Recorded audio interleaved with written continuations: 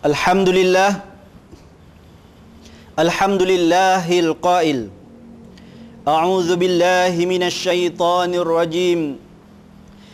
Innamal mu'minuna ikhwatun fa aslihu baina akhawaykum wattaqullaha la'allakum turhamun.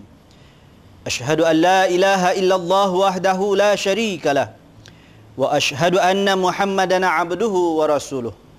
Allahumma salli wa sallim wa barik ala sayyidina Muhammad wa ala alihi wa sahbihi ajma'in. Amma ba'du. Faya ibadallah, ittaqullaha haqqa tuqatih wa la tamutunna illa wa antum muslimun. Sidang Jumaat yang dirahmati Allah, marilah kita bertakwa kepada Allah Subhanahu wa taala dengan kita melaksanakan segala perintah dan suruhannya dan meninggalkan segala tegahan dan larangannya.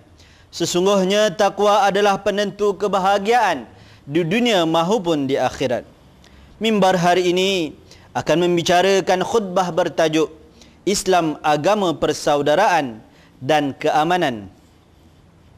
Sidang Jumaat yang berbahagia, asas persaudaraan Islam adalah satu ikatan akidah. Satu ikatan akidah yang cukup kukuh dan utuh. Ia bukanlah sekadar hubungan kekeluargaan atau sesuatu bangsa sahaja. Ia bersesuaian dengan firman Allah Subhanahu wa taala di dalam suratul Hujurat ayat 10 yang bermaksud, sesungguhnya orang mukmin itu bersaudara. Oleh itu damaikanlah antara kedua saudaramu dan bertakwalah kepada Allah supaya kamu mendapat rahmat. Islam juga menuntut kita agar bersatu padu, saling bantu-membantu dan bekerjasama dalam melaksanakan kepada perkara-perkara yang membawa kebaikan bersama dengan bertujuan mencari keredaan Allah Subhanahu wa taala. Masyarakat Islam telah bersepakat tanpa mengira latar belakang, keturunan, warna kulit dan kedudukan mereka. Sejarah telah membuktikan bahawa belum pernah berlaku penyatuan umat sehebat kejayaan yang telah dilakukan oleh baginda Rasulullah sallallahu alaihi wasallam. Baginda Rasulullah sallallahu alaihi wasallam telah berjaya menyatukan umat dalam tempoh yang sangat singkat dengan menggabungkan pelbagai fahaman agama yang berbeza di bawah panji Islam. Sidang kaum muslimin yang dirahmati Allah sekalian, sejarah penyatuan kehidupan manusia berlaku di mana orang-orang dari golongan bangsawan dipersaudarakan dengan golongan hamba. Mereka sanggup berkorban harta, jiwa dan raga. Hasil perasaan kasih sayang yang dipupuk benar-benar menusuk dalam sanubari para sahabat. Bukti kejayaan Rasulullah sallallahu alaihi wasallam yang telah berjaya menyatu padukan umat adalah disebabkan kerana yang pertama, menjadikan Al-Quran sebagai sumber utama dan panduan dalam memimpin umat manusia. Yang kedua, Rasulullah sallallahu alaihi wasallam sebagai pemimpin negara yang berjaya menunjukkan contoh terbaik kepada umatnya. Yang ketiga, saling hormat menghormati di antara satu sama yang lain. Yang keempat, menjadikan Islam sebagai perlembagaan negara di samping menghormati penganut agama lain, mengamalkan kepercayaan mereka. Manakala faktor-faktor yang membawa kepada perpecahan umat adalah kerana yang pertama, tidak menjadikan Al-Quran, As-Sunnah dan ulama sebagai panduan. Yang kedua, sering mencari kesalahan dan kesilapan orang lain tanpa muhasabah diri terlebih dahulu. Yang ketiga, perasaan bangga diri dengan kuasa yang dimiliki sehingga melakukan penindasan dan kezaliman. Yang keempat, tidak menggunakan pendekatan yang dianjurkan oleh Islam seperti bermusyawarah atau bermuzakarah dalam menyelesaikan pertelingkahan yang berlaku di kalangan umat. Yang kelima, mempertahankan pegangan ideologi yang tidak berlandaskan agama Islam. Sidang kaum muslimin, hadirin Jumaat yang berbahagia. Islam adalah agama yang membawa kepada keamanan.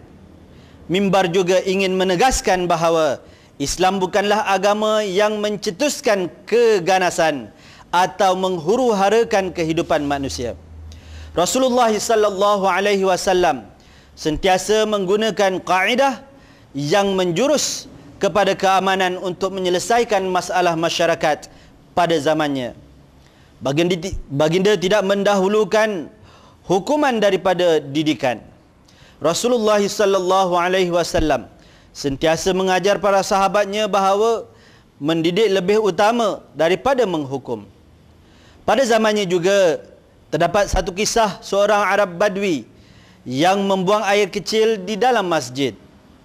Sahabat Rasulullah sallallahu alaihi wasallam yang ternampak perbuatan Arab Badui itu telah mengherdiknya. Tetapi Rasulullah sallallahu alaihi wasallam telah bertindak sebaliknya terhadap Arab Badui tersebut. Rasulullah sallallahu alaihi wasallam menunjukkan sikap yang lemah lembut yang juga menggambarkan sikap rahmat yang dibawa oleh baginda. Sikap ini telah mendorong kepada wujudnya perasaan kasih sayang kepada para sahabat baginda. Kekecohan dan hingar-bingar bukanlah sifat Rasulullah sallallahu alaihi wasallam. Maka Islam dapat dilihat sebagai agama yang membawa keamanan dalam diri dan kehidupan para sahabat baginda pada masa itu. Islam perlu dilihat sebagai agama yang membawa keselamatan dan keamanan kepada umat manusia seperti yang dilakukan oleh Rasulullah sallallahu alaihi wasallam. Mesej dakwah yang dibawa oleh Rasulullah sallallahu alaihi wasallam bersandarkan keamanan dan keselamatan perlu digunakan dan dibangunkan semula oleh umat Islam kini. Musyawarah menjadi keutamaan baginda, maka itulah juga yang sepatutnya menjadi keutamaan umat Islam masa kini. Rasulullah sallallahu alaihi wasallam dapat bertolak ansur dengan kaum musyrikin dalam perjanjian Hudaibiyah. Kebijaksanaan yang dipamerkan oleh Rasulullah sallallahu alaihi wasallam perlu dicontohi lebih-lebih lagi oleh mereka yang menganggap diri mereka sebagai ulama. Kita juga perlu mencontohi keamanan dan kesejahteraan yang menjadi strategi Rasulullah sallallahu alaihi wasallam dalam meningkatkan dakwah di kalangan mereka yang bukan Islam. Rasulullah sallallahu alaihi wasallam juga telah berjaya menjadi model lantaran mempamerkan kepada musuh baginda bahawa Islam mementingkan kesejahteraan bukannya permusuhan. Sedang muslimin yang dirahmati Allah, kita masih belum terlambat untuk memajukan agama Islam melalui tindak tanduk umatnya. Islam adalah agama yang cemerlang dan mementingkan keselamatan seperti yang ditunjulkan oleh umatnya melalui tutur kata dan tingkah laku yang berhemah. Kata-kata memaki, mengecam dan menghina sesama Islam perlu dihentikan kerana ia tidak menggambarkan keselamatan dan keamanan yang dibawa oleh Islam. Orang yang masih melakukan perbuatan sedemikian samalah seperti orang yang menghancurkan persaudaraan umat Islam. Ia juga diibaratkan orang yang berdiri di tepi jurang neraka yang hanya menunggu saat kehancuran. Sidang Jumaat yang berbahagia, justru itu Islam dilihat sebagai penganjur keamanan dan ia adalah salah satu faktor yang akan menyelamatkan umatnya daripada api neraka. Sesiapa juga termasuk orang yang bukan Islam perlu menyedari bahawa pentingnya keamanan dan keselamatan dipelihara. Memelihara keselamatan dan kesejahteraan di dunia berkait rapat juga dengan memelihara keamanan dan kesejahteraan kehidupan kita di akhirat nanti. Sesungguhnya Islam adalah agama yang amat mementingkan keamanan dan perpaduan. Islam juga bukanlah hanya sekadar membina hubungan manusia dengan Allah semata-mata, tetapi mencakupi hubungan baik sesama manusia dengan makhluk-makhluk yang lain. Seperti mana firman Allah Subhanahu wa taala di dalam surah Ali Imran ayat 112 yang bermaksud, mereka ditimpakan kehinaan dari segala jurusan di mana sahaja mereka berada, kecuali dengan adanya sebab dari Allah dan adanya sebab dari manusia.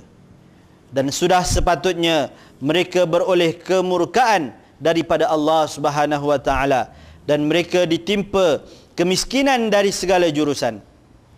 Yang demikian itu disebabkan mereka sentiasa kufur ingkar akan ayat-ayat Allah. A'udzu billahi minasyaitonir rajim.